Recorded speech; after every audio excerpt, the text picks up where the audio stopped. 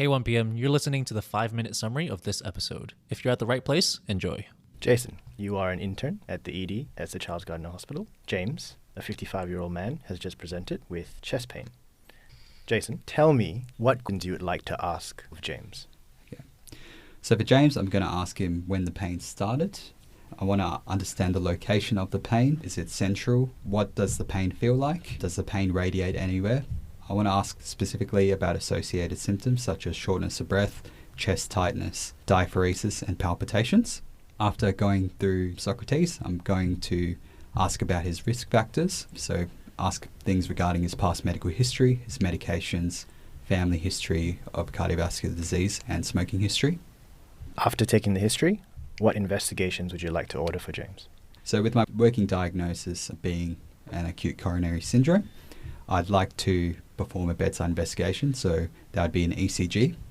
And on the ECG, I'm going to look for ST segment elevation and also non-specific ECG findings such as T-wave inversion and ST depression. Other investigations I'd like to do include troponin levels or cardiac-specific troponin levels to see whether they're elevated. I would also like to do baseline blood such as full blood picture, BSL, UEC and LFT. Okay.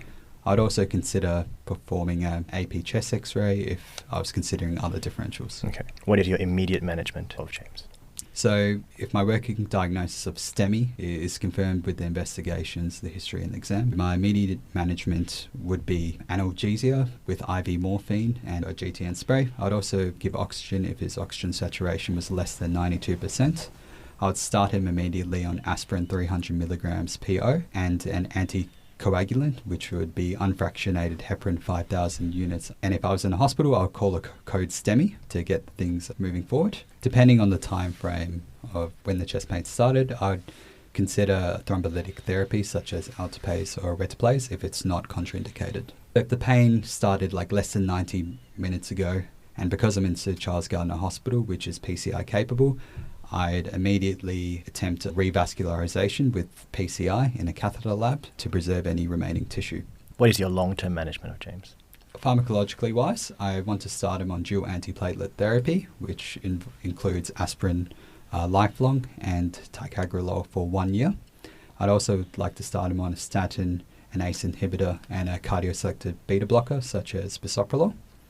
In regards to non-pharmacological management, it's going to be important to educate the patient about improving their exercise, losing weight if it's appropriate, and improving their diet. Importantly, I'd want them to stop smoking if they are a current smoker and get them involved with cardiopulmonary rehabilitation. Great. Thanks everyone for tuning in to our OSCE summary episode of ACS. Check out 1pm.wiki, and for all your first principles, keep it right here at 1pm.